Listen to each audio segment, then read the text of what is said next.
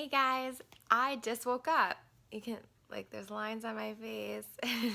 Can you tell? Okay, I want to talk about something that makes me so mad. So mad. I don't usually talk about this kind of stuff, but it makes me so mad I can't hold it in anymore. The thing that makes me mad is when I see anybody I know, when they get sick, because like right now I'm seeing a lot of it, you know, there's people getting like winter colds and stuff like that. And maybe their kids are bringing it home, you know, it's not their fault they're getting it or whatever, fine. But everyone's getting sick and then they go, I need a green smoothie, or I'm gonna drink this green juice to get healthy, or, you know, I need this thing to make me feel better. Maybe you can guess what part of that makes me mad. Why don't you do that all the time?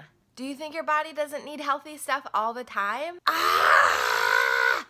It makes me so angry. It's like, really, you're only gonna treat yourself well, you're only gonna treat your body well when you don't feel good, when it's making you feel bad. It makes me so mad, you guys, to see people that like normally eat standard American diet, but when they get sick, they're suddenly a green smoothie king or something. It's like, dude, can you just do that all the time and see how much different your body reacts to getting sick? Like, it's a world of difference. You won't get sick anymore, for the most part, if you do like Nutritarian. Ah!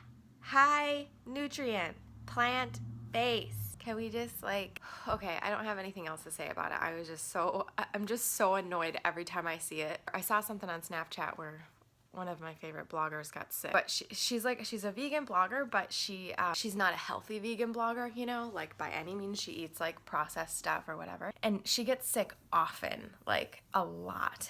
And I'm like, and every time she gets sick, she like adds in green smoothies and she's doing all this stuff. And I'm like, are you kidding me? Like, do that all the time and see how it's different. Okay, don't be like that. Don't do that. Take care of yourself 100% of the time and see how different your body is. See how different your body treats you. We're not just talking about colds. We're talking about diabetes. We're talking about cancer. We're talking about the big guns. Okay. I've gotten that off my chest. I'm probably going to say it again. So just be aware. All right, guys. Take care of yourself all the time. Talk to you soon. Bye. I swear this happens to me like once a day. Hey guys, here's some behind the scenes. I'm just prepping a smoothie bowl for this morning for the Instagram. I'm going to definitely use some goji berries because I love the chewiness of these. I don't like to eat these plain as much because they have a strange aftertaste, but I love the chewiness in a smoothie, basically a smoothie bowl or whatever. And I'm going to use some flax, coconut, blueberries, and then I have also frozen berries I'm going to use too. So be sure to check out on Instagram the final photo. Well, it'll be yesterday, but you'll see it in there. Hey dudes. Okay, it's lunchtime. Let me show you what I'm doing. I made a delicious salad and a soup. I wanted to have a couple photographs for Instagram available, so I did both, and now I'm actually eating them. But I'll show you how it happens in real life that I eat them. These are the photos. Let me show you what they look like first. And then in real life, I ended up just putting most of the veggies into a bowl, and this isn't all of them that were on there. I already ate a bunch of those, but I've just been snacking on them while I've been preparing stuff. By the way, when I say snacking, I mean, that's not like the typical kind of snacking you're talking about. When I say snack, I usually mean like it's just I'm snacking while I'm cooking. And Furman is often talking about having some raw or steamed veggies with a dip before your meal, kind of like as an appetizer. And so I just do it while I'm cooking and then I go eat my main dish. It's kind of the same thing. That's what I mean when I say snacking. So here's the soup. I wanted the soup by itself. So I was eating it like this, super yums. And then I went and chopped up the salad, added a tiny bit of oil and a tiny bit of salt. Let me explain to you why I do that. Sometimes I just want to have oil and salt, and I try not to get hard on myself about it because as Nutritarians, of course, we don't do that, but I don't think it's a huge deal because here's why. With the salt, at least, you are allowed to have between like 300 and 500 extra milligrams of sodium per day. The things that I've been eating lately, no processed foods. So on a daily basis, I'm not having anything processed, so there's no added salt. So I don't mind having a couple of turns of my salt mill. And I measured it out, and having about 4 to 6 turns of the salt mill per day is about the amount that you're allotted as far as like extra sodium for the day. So that's why I use the salt occasionally. As far as the oil goes, I used a tiny bit, just a very, like maybe half a teaspoon. And this one that I was using was a one that we got when we went to Mesilla last year, which was the place I showed you guys on my Christmas video when we were in New Mexico. We went to that cute restaurant. We got this at a store nearby last year, and it's blood orange olive oil, and you can see like I've used like none of it so far ever in this whole year, over a year now. But yeah, when I use a little bit of oil, I just use it seriously the tiniest amount for just a little bit of flavor. So I did that on my salad because I didn't want to make a nut-based one. And I'm just gonna, I think on the salad it's pretty plain. It's good though. I wanted something red, like I wanted red peppers or something for the color in the photos, but also just for the flavor. I was craving like a red pepper, but I didn't have any. I could put some pomegranate seeds in it. That might be nice. But I think what I'm gonna do is just add a little bit of nuts because I don't have any nuts in there. I'm gonna do pumpkin seeds. Those are my favorite in salads. I think I'm gonna add a little bit of hemp seeds as well. Maybe some nutritional yeast, but I'll probably just leave it simple like this. So just some pumpkin seeds and a little hemp seeds and I'll be done. So this is my lunch. This is what I'm sticking to. It's after 3 already, meaning this quite, very well might be my last meal of the day because it typically is. These kinds of meals have been filling me up like crazy lately. I'm also going to take over these veggies and just kind of dip them in the soup a little bit too, eat them at the same time. And I find that when I have these kinds of steamed and roasted veggies with things on top of my salad or whatever like I've been doing lately, check out my Instagram channel to see more of that. There's a link for it down below in the description.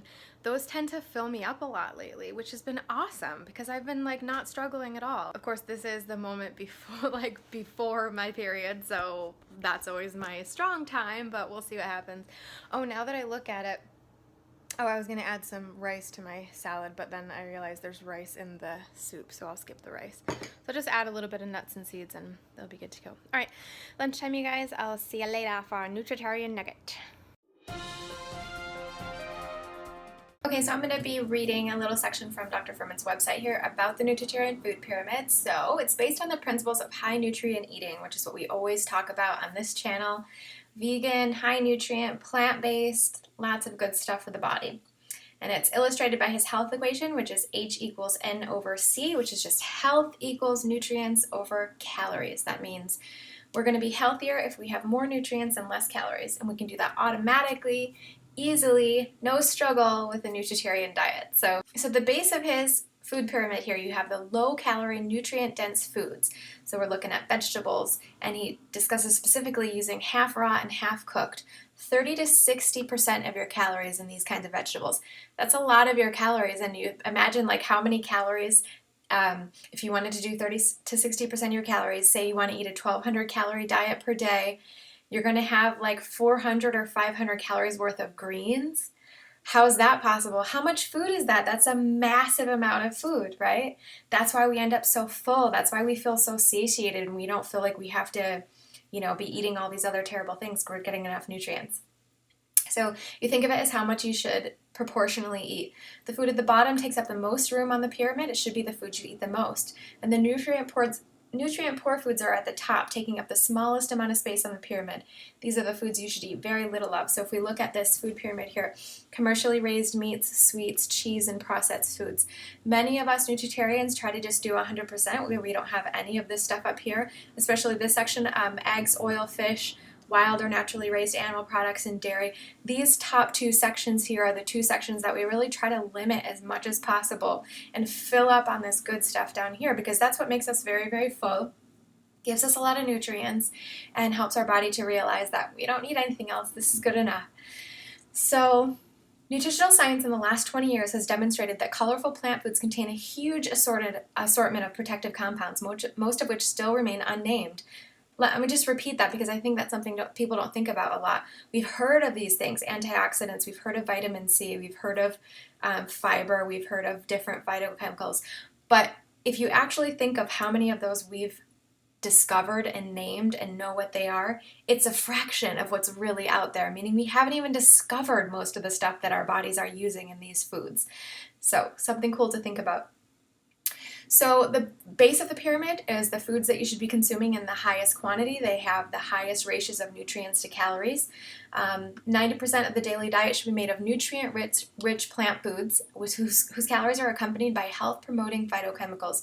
Green and other non-starchy vegetables, fresh fruits, beans and legumes, raw nuts and seeds and avocados, and then starchy vegetables and whole grains.